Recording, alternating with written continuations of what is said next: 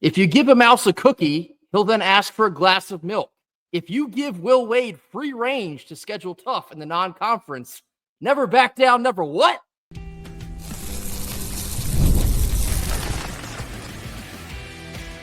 You are Locked On Wolfpack, your daily podcast on the NC State Wolfpack, part of the Locked On Podcast Network, your team every day.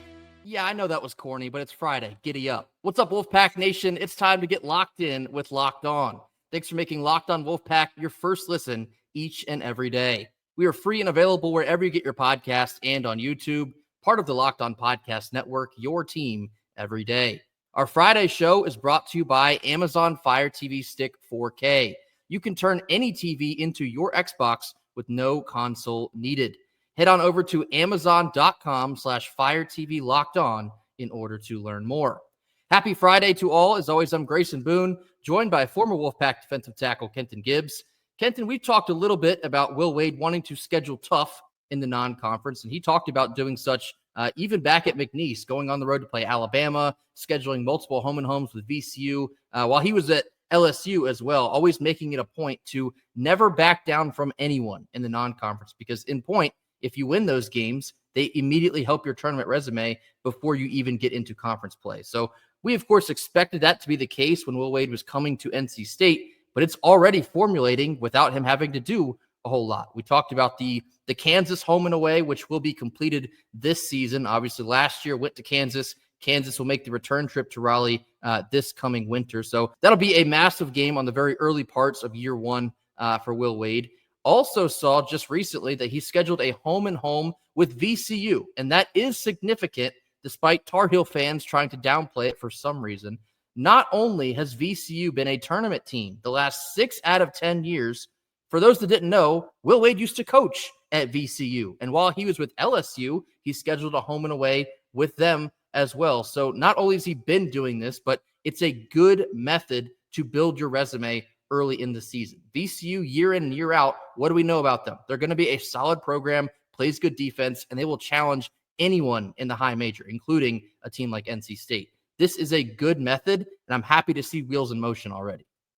Absolutely. You talk about scheduling a tough out-of-conference schedule. Will Wade is not going to back away from that, like you already mentioned. And these, like you said, the wheels are turning on a really good non-conference schedule. The wheels are turning for, hey, we want all the smoke like a vape pen. We are coming through and asking for tougher teams to come see us, because at the end of the day, I want a battle-tested team when tournament time and things along those lines come. I'm excited for it. I'm excited to see how this plays out. But even beyond that, Grayson, I look at this and I say to myself, if this is what he's doing in year one, I want to see what it looks like going forward when he feels like we have now rebuilt NC State into one of the preeminent brands in all of college basketball. What does that look like? Because realistically, no coach is going to sign up for my team to get their heads beat in a bunch of games if there's no point, no method to the madness, just doing something just to do it. Will Wade, very intelligent, very cerebral and calculating guy, despite what some may think about him. And by the way, I think that in terms of who needs to be paying attention to what, I'm sure the Dirty Foot Club needs to pay attention to what they got going on and whether or not their head coach's old lady is allowed around the team or not. Don't worry about what we got going on over here. Why is Pablo Torre sending FOIA requests to y'all? But that's neither here nor there. In all seriousness, Will Wade, he's planning big things for NC State, and you can tell. He said in leaving McNeese, I'm going somewhere where I believe I can win the national championship next. You know what national championship teams often have? Very tough schedules, because they know when it comes down to that end of season, who's been through the fire, it means something to play a tough out-of-conference schedule.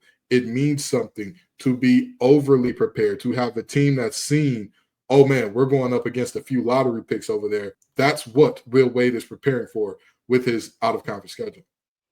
You can be a bubble team and you can make a run in March Madness, but more often than not, you can't be a bubble team and compete for a national championship, because that means you are barely good enough to even get into the dance. What you're doing by scheduling tougher opponents, it's iron sharpens iron. You make yourself tougher by playing tougher. And that's why you see the teams like just Florida, for example. They go out and play tough non-conference games, and it makes them a better team early in the year. So then when it comes to winning time in the late parts of February, early March, they're battle tested. They're ready to go. Same can be said about Michigan State. I love what Tom Izzo does. He will take one of the seniors on the team and purposely plan a game in their hometown, whatever school happens to be there. It's that mentality of not being afraid to play anyone. You can't win basketball games in a meaningful manner and do that by playing scared. And I'm not saying that Coach Keats was playing scared, but sometimes the early schedule, you're looking at it, you're like, man, these teams are in the 300 plus in the net. What is that really doing for us, in late November, early December? Not a ton. And to watch that tonal shift from that team to this team who's going to play Kansas, VCU, we're in the Maui Invitational, which is one of the top Thanksgiving tournaments every single year. We're also going to be involved in some matter in the ACC SEC Challenge. I've heard some rumors, unconfirmed, that we might be getting Kentucky. So think about that. You could be facing Kansas and Kentucky in the non-conference before you even get into ACC play. That's two blue bloods. There is a real dynamic shift in what you're watching and the way Will Wade is approaching virtually everything. He is trying to build this program into a program, believe it or not, that can compete for national championships. And that's not something that we've been able to say or really even dream about in Raleigh for quite some time, but they're doing everything they can to actually make that a reality. And talking about the way that bleeds into the team, when your coach is scheduling tough and going on the road and expecting to win games like that, it makes the team believe that they can go on the road and win games like that. That mindset is one of the biggest changes you will see in NC State's program. Not only do they want to be tough or act tough, they're going to be tough. They're not going to back down from anyone, whether it's Kansas, Kentucky, or Illinois State, whoever it is. They want to beat you home or away. And I'm really excited to watch that mentality bleed into some of the players that we're going to have over the next few years with Will Wade here. Because you look at a kid like Trey Holloman, we've talked about how tough he is, or Quadir Copeland. You already have those types of players that have that mindset where I don't give a rip who we're playing. I'm going to fight them for 40 minutes. And if we win, that'll be a goal achieved. So I'm very excited to watch Will Wade maneuver this non-conference schedule and getting 2 extra opportunities to do so, like we spoke about yesterday with the ACC scaling back conference play by 2 games going from 20 to 18. You now have 2 extra chances to get, overly aggressive by seeing who knows. You could see a P4 school that, makes the tournament every year, or you could see a very talented mid-major in the same atmosphere as like a VC. Maybe you could see Loyola Chicago, just a random example, but you could see very talented teams come to Raleigh and also NC State go on the road to play them, because that is also in part how the ACC will repair their image. You win those games, you get into the dance. Will Wade's getting ahead of the curve. I think that there's something you said that I find very interesting in terms of not wanting to just, think tough, but be tough. At the end of the day, a team takes on its head coach's temperament. Exactly. At the end of the day, that is what you are going to see from this team more than anything else. Will Wade is a guy that, people talk about, oh, he'll slit your throat for a player. What do you think that does to the players? What type of players do you think, or what type of mentality do you think is going to be instilled in players who are looking at a coach that has that type of reputation? It's the exact same way that Sampson, when he took over that Houston program, had to go around campus darn near begging kids, hey, please come to the games. And now they're one of the hottest shows in Houston. Why? Because he built that team in that way from the beginning. We are going to be disciplined. We are going to be tough. We are going to be everything that we can control. We're going to go extremely hard at it. Will Wade is who he is. And I'm going to tell you, NC State is one of those teams. We are better when we're physical in everything. In everything. I don't remember a single sport NC State was good at in terms of anything that involves contact, where it was like, oh, NC State's a very finesse team. They're a very flashy team. They've got all of these weapons on the outside, and that's what takes them home. Or they got all of these three-point shooters, and that's what takes them home. We've always been a team that if we're going to be good, we need toughness. We need that in your face. We need that you don't like us, we don't like you either. Good attitude, and Will Wade's bringing it back. Yeah, like just hypothetically putting myself in like a player's shoes. If I'm watching my head coach jump through hoops to try and get me to come play for his team, once I get there, I'm going to ride a little bit harder for that head coach because that's somebody that believes in me. Like, just for example, think about like a Terrence Arsenault, one of the top players coming out of high school a couple of years ago, but had to sit behind some talent at Houston, then gets injured, still working his way back. Now is deciding to find a greener pasture for himself. Will Wade went after him aggressively because he believes in him. And if I'm Terrence Arsenault, I want to ride for Will Wade. I want to be in the mix because this is a coach that sought me out, wants to get me into his program. That's going to make me play harder. And so to Kenton's point there, that mindset of not just acting tough, but being tough, that is probably like the most exciting thing I'm looking forward to seeing in this team. I want to see the personalities of these players come out and play for each other, play for Will Wade, and then most importantly, play for NC State. So I think all of that can be extrapolated from scheduling tough in the non-conference. And we'll be very interested to see how that continues here under Will Wade. Coming up next, we're getting into some NC State baseball talk. Ran into a buzzsaw on Thursday night, but they're right back in action, actually playing as we speak right now on Friday evening. Rom-Com Dom will be on the bump. This is a must-win game if I've ever seen one. More on this after a quick word from our sponsors. Our first Friday sponsor is Amazon Fire TV. Did you know that your Fire TV can also double as an Xbox? You can turn any TV into your gaming and entertainment hub with Fire TV Stick 4K devices. Zero console is required. Just grab your paired controller and subscribe or sign in to Xbox Game Pass Ultimate with EA Play included. Just like that, you're ready to play. You could dive into hundreds of premium titles from EA Sports College Football 25 all the way down to Call of Duty Black Ops 6 and beyond. Just as easily as you can stream your favorite shows, it's made gaming simple, and it's all on your Fire TV. With 4K streaming, you can watch more than 1.5 million different movies and TV episodes from your favorite subscribed services like Netflix, Prime Video, Disney+, Max, and so much more. You can play high-quality Xbox games at a fraction of the cost, and if you already have a console, this right here is cheaper. A Fire TV Stick 4K device is more affordable and easier to travel with, allowing you to take you or your kids' games on the road. Head on over to Amazon.com/Fire TV Locked On in order to get started today. Xbox Game Pass Ultimate subscription and compatible controller is required. Available on select devices including Fire TV Stick 4K, Fire TV Stick 4K Max, and Fire TV Cube. Head on over to Amazon.com/Fire TV Locked On in order to get started today. Middle portion of our Friday show, talking some Pac-9 baseball. Thursday night, game one at the Dirty Foot Club did not go very well. 8-1 loss. It was really not all that competitive either. A couple mental errors from NC State early in the game.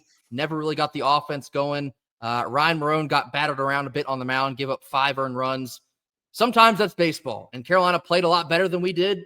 That was just the name of the game on Thursday evening. But the work is nowhere near done. Rom-Com Dom will get the ball on Friday night. They're actually in the middle of the second inning right now. NC State has a 1-0 lead, so already off to a bit of a better start than Thursday. But I'm not so concerned with the way that Thursday night went because you know why? It's a 3-game series. And we say that a lot, unfortunately, when we do get battered in one of the games of a 3-game series because we always have the Arkansas Super Regional to refer to.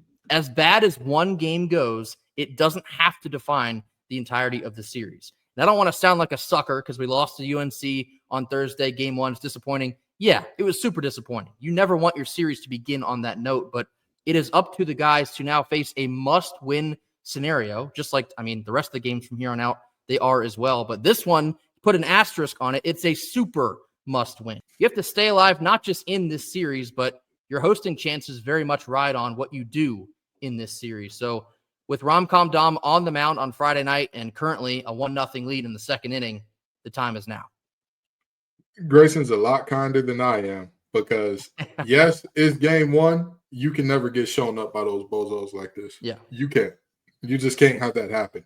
In this situation, this is why I specifically said going into yesterday's game, if you need to be pumped and primed to do it right in this one here, go ahead and take that jersey off, big dog. Like Grayson said, it's not even like, and this is actually, well, why would I say with all due respect? I was almost about to lose us our clean rating.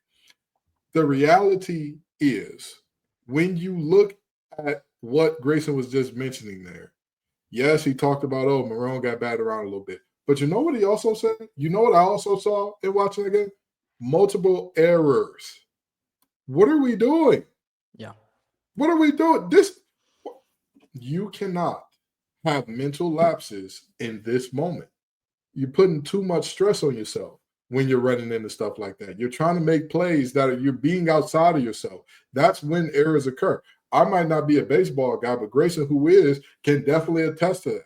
When you put the cart in front of the horse, that's when you make errors. When you have not fielded it properly, but you're still trying to make the big throw and potentially end up on SportsCenter top, that's when you make the error. When you're thinking to yourself, oh, I can squeeze a triple out of this instead of being happy with 2. That's how you end up with errors. And the reality of this is we saw a game in which, yes, the Dirty Foot Club did play better than us, but also you're not going to win many games with as many mental mistakes as we had in the last one. Don't put more pressure on this than it is. Yeah, we all know we hate those bozos in Chapel. Yeah, sure. Don't let it become something different. Trust your technique. Trust what you've been coached to do. Trust what you've been doing all of your life up to this point. Baseball is a sport of repetition. You have done hundreds or thousands of repetitions at everything you're going to be asked to do in the game. You've seen almost every situation that you're going to see in this game. Calm down. Yeah, they're a good team, but make them beat you. Don't beat yourself. Make them beat you. And I'm sure if that happens, I can live with that result. I can't live with beating yourself in Dirty Foot Club land. Yeah, I mean, I saw some people suggest that it kind of looked like NC State was unprepared for Thursday night. I'll leave you with this. If they were unprepared, that alludes to the fact that they had no idea what this game meant. And that is quite simply just not the case. Like, that's not true. Every single person on the team knows what is at stake this weekend, knows who they're playing, which raises the stakes by default. They were not unprepared. It's probably more a sense of pressing too much, trying to, like Kenton's point, getting outside of yourself. Yeah. It's more so that, and that leads to just, a lack of execution. I think the plate chasing approaches, pitches that are chasing pitches outside the box and all that. What are we doing here, man? Yeah. The plate approach probably could have been better. I think you helped out Knapp a good amount. I mean, 8 innings and you did virtually nothing off of the first inning home run from Josh. Outside of that, pretty much blanked us for the entire night. Well, you did blank us, actually. Only scored 1 run, and that was it. So just, it's not a lack of focus, just a lack of execution and pressing too much, not trusting yourself or the rest of the guys around you. You can't have that. Not against anyone, but most certainly not against the Dirty Foot Club because, love it or hate it, they are a very solid baseball team. So, again, that presents the opportunity here on Friday night. You have to win this game. You cannot lose this series if you want to be serious about being a host. So I'll be interested to see how the rest of this game goes. Here's your live update. We're still up 1-0, bottom second, but Carolina does have the bases loaded. I see another error. So, yeah, another error already in the second inning for State. This one, hope it gets cleaned up here in a timely fashion because you cannot let this one snowball away from you. But 1-0 lead. Hope we can hold on to that and, build onto it the later this game goes. Coming up next, we're getting into Fan Friday, addressing our top comments of the week. This comes after a quick word from our sponsors. Our second Friday sponsor is Monarch Money. You ever check your bank account and wonder, where the heck did all my money go? Between dining out, shopping online, and entertainment, sometimes it's easy to lose track. That's where Monarch Money comes into play. It's your personal CFO, giving you full visibility and control over your finances. Monarch Money isn't just a budgeting app, it's a complete financial command center. You can track all of your accounts, investments, and spending in just one place so you can stop managing your money and start building your wealth. Managing your money with your partner is also now smoother than ever. You can track shared and personal accounts, set goals, and stay on the same page without all of the stress. Take control of your finances today with Monarch Money. Use code LOCKEDONCollege at monarchmoney.com for 50% off of your first year. That's Monarch like the butterfly, money like the money, monarchmoney.com using code LOCKEDONCollege. LOCKEDONCOLLEGE, Locked On College, for 50% off of your first year only at Monarch Money. Last couple minutes of our Friday show. Now time for Fan Friday, addressing our top comments of the week. Here we go. First one comes from DLT Jr. Says, I knew Wade was the guy, but when he brought on Slater, I knew it was on. Wade and Slater together, it's Groundhog Day. I wake up and it's really happening. Yeah, I mean, this basically categorizes how the majority of us feel. You knew that Will Wade was going to be a home run hire The whole fan base was clamoring for him. But then when you heard the Andrew Slater smoke, take this thing to a whole nother level. We've talked about how much Andrew Slater works in the shadows, and he has potentially some of the, the biggest connection, maybe even the biggest amount of connections in the world of basketball. And you've already watched that in less than 2 months work to NC State's advantage. How in the world does Paul Mbia even get on your radar? That's a question I would love to have answered at some point down the line. How do you get a 6'11" center who's from Africa originally but plays now in France? How does he even pop up on your radar? Maybe, well, he's probably on the NBA draft list. All right, I answered my own question, but you get what I'm getting at here. The level of work that's gone on behind the scenes for them to pop out with a Trey Holloman, a Terrence Arsenault, a Paul Mbia, potentially a PJ Haggerty in about a week's time. All the work is not going unnoticed. And everything that you hoped that this coaching staff would bring to Raleigh in a short amount of time, I'd say they're delivering and then some. And it only goes up from here. I 1,000% agree. And even beyond that, when you talk about what these two are doing, it's force multipliers here. You have a coach that trusts his GM. You have a GM that's extremely well connected and knows that the coach is going to go all out for what the GM is saying. Hey, we need this. Hey, this is how we would go about doing this. This is like the Wonder Twin powers activating right now, because you're seeing two guys that are flowing with some great synergy in terms of player acquisition. And at the end of the day, it's rarely ever about your X's and your O's. It's your Jimmys and your Joes. And I'll tell you what, Wade and Slater are bringing a hell of a band together in terms of Jimmy and Joes in this one. Next one comes from Alex Fulford. They say, I'm just ready to see a sold-out arena again. Alex, who among us, brother? I mean, we remember the early stages of Keats, and there's good crowds then, new coach, new energy. I mean, I was in school for the Godfrey era, so we had some fun times back then. We had some packed-out PNC at the time arena. What you are about to witness with Will Wade is something that we have always wanted. And then when we say that we've always wanted Will Wade, it goes further than that. We've always wanted the energy that you're about to feel behind him as well. And I love what I'm seeing from the burner accounts, your regular fans on Twitter as well. You're already seeing wheels in motion saying, hey, Wolfpack Nation, Will Wade and Andrew Slater and this staff are bringing the energy. We better match that beginning on November 3rd.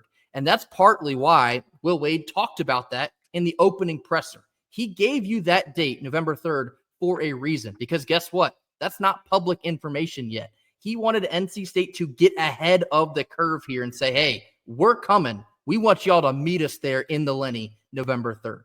This is on the fan base to match that energy. That, in part, is how a reckoning takes place. On the basketball court itself and in the front office, that's, the majority of the work to be done here. But the fan base, we have a bigger push than a lot of people want to give the fan base credit for. And when you get Wade to State trending on Twitter, and Will Wade talked about the way that he saw that, and some of his staff was taking notice about that, it matters. And I know they say that, cyberbullying is not real. I'm not trying to make a joke about that, but the influence that NC State's fan base has online, it's very real. And so I love the way that this fan base is already recognizing, hey, we've wanted this forever. It's time that we act like it once the season rolls around. And we all know that the capacity complaints about the Lenovo Center was never about the capacity itself. It was about the product on the court. Let's all be very honest about that. People didn't show up during the Keats era or the latter half of the Gottfried era because the product on the court was no bueno. If Will Wade becomes successful in year one, you are going to witness a Lenovo Center like you have not seen yet. And you know why I know it's possible? Because the Carolina Hurricanes are selling that thing out every single game in this playoff run. And I know, I get it. It's the playoffs. It's different. It's the cup. I got that. It doesn't have to be that way for NC State men's basketball. Bring the juice every night. Bring the juice. We all know that this fan base can do it. Now they have the motivation to get there as well. Let me tell you something. I'm a Red Wings guy, so I'm used to a sold-out stadium regardless in terms of hockey. But one thing I do know, the Carolina Hurricanes have done a complete 180 in terms of attendance from when I got here to now, because that team has done a 180. They're a better team now. Will Wade is bringing a different set of expectations. Will Wade is a different kind of guy with a different kind of energy. And I'll tell you what, at the end of the day, the Lenny needs to be sold out because, Grayson, tell me a champion in men's basketball, women's basketball, or football that did not have an absolutely ruckus crowd environment, home crowd. Can't do it. Can't do it. You can't. You can't. You look at any of those sports, and all of those schools that are winning national championships go absolutely bonkers for their team. Hell, even look at NC State. Our teams that have success of those three, the most successful of those three, objectively, by a mile, has been women's basketball. And what does everybody say about Reynolds? Oh, it's a madhouse in there. Oh, you can barely hear yourself thinking there. Oh, coaches get the line about, oh, my players weren't shook, even though they're committing more turnovers than they had all season in Reynolds Coliseum. Same thing, man. Same thing. If you want a national championship, it takes all of us. It takes all of us. It's not just the guys on the court. It takes us too. Again, and this is a very genuine challenge. Find me a national champion in football, men's or women's basketball that had under 80% attendance in terms of home games. Find me one. If you can find me one, I'll never say we're a part of this again. I will own that I was wrong and say that fan participation does not matter. But as far as I've seen, again, the teams that win big are the teams whose fans show up big. It is no coincidence at all. Will Wade is making a difference, and you, yes, you, and you, and you can make a difference too. November 3rd, pack the Lenny. That day and every day there on out. Next one comes from Bradley M. They say, I know we thought it was a miss on Mbako and Harris. I don't think Wade missed on them. He could have got them if he wanted. He analyzed and had something bigger in mind. This is an interesting train of thought, and I don't necessarily disagree. But I will say, I think on Mbako specifically, I think NC State felt like they had him in the bag, and then the bag man down in College Station, Texas came through, and that was kind of a wrap there. But on Tyler Harris, I do agree. I think NC State virtually did have him, but essentially put him on the back burner to continue sussing out some other situations and weighing all of their options instead of overcommitting and potentially overpaying for just one. Another one of those examples is Darion Reed from Alabama, now committed to Oklahoma. By all accounts, it sounds like we had Darion Reed, but there was a lull. There was a silence. Why is that? Probably because NC State suddenly had realized they could have other things down the line. And so they let Darion Reed walk as well. I don't think he's a super mastermind and he knows every single thing that's going to happen, but I don't think that what you've seen play out, it's certainly not a coincidence either. This staff has been very meticulous, very quiet, keeping things close to the vest, and that has certainly played out in their favor. My whole thing is this. Either way you cut it or slice it, I'm fine with it. I'm fine if it was a miss. I'm fine if we had bigger plans. I'm fine if we had different plans. Yeah. Not necessarily bigger. At the end of the day, as long as you field a team that can compete at the highest level, I don't care how you get there. We are Americans. None of us care about the labor pains. We just want to see a beautiful bouncing baby. In this instance, the bouncing baby is a winning team. We don't care who's on the team. We don't care how the team gets there. And yes, me and Grayson keep looking at our phones and screens because we're checking updates for baseball. Worry about yourself. But in all seriousness, this is a moment where, again, whether or not it is head coach, GM being very cerebral, or whether it's we tried, we came up just short, I really don't care. That is not the most important detail of the story. And either way you cut it or slice it, we wish those young men the best of luck. I'm happy with what we got. I'm happy with what we got. I'm good with what we got. Let's rock out. And last one from Carson Willoughby on Twitter. This one's a funny one. It says, a Fan Friday thought, I feel like Will Wade drew Scott away from Louisville with only partially the intention of signing versus weakening a top 4 ACC competitor. So here's your Friday think tank. Did Will Wade draw James Scott into the portal just to get him off of Louisville's roster? I don't think necessarily this is the case, but I think it's hilarious to think about the possibilities here. Do you think we have reached that timeline in the transfer portal, Kenton? Coaches are drawing players off of other rosters they have to compete against not even to bring them to their school, but just so they go somewhere else. Picturing Will Wade like in his office devising this plan with Andrew Slater is very funny to me. I'm very inclined to believe that they drew him out into the portal because they wanted to bring him to Raleigh, but then other things transpired. But a devious idea that coaches are potentially drawing players off of their competition's roster just to shoo them to other leagues is very funny to me. That is a devious deed indeed. And I will say this, Will Wade did no such thing. I wholeheartedly resent the idea that Will Wade drew Scott from Louisville at all. I have maintained from the beginning that Mr. Scott hopped in the portal under his own volition with no tampering. NC State had nothing to do with that because Will Wade is a rule-following man. So is Andrew Slater. So is everybody on this coaching staff. So I will leave it at I wholeheartedly resent the idea of Will Wade drawing anybody into the portal.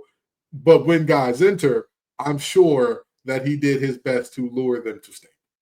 There you have known rule follower Frank Williams Wade. That will do it for us here on Friday. As always, thank you all so much for joining us. Be sure to hit that like button. Drop your comments in the comment box. Watch Pac-9 baseball. They're currently playing right now, still winning 1-0. Maybe we have to stay on here because it's good luck at this point. But be sure to hit that like button. Drop your comments in the comment box. Mash that subscribe button if you have not already. We'll catch you back here on Monday for more. And until then, go Pack. Go Pack.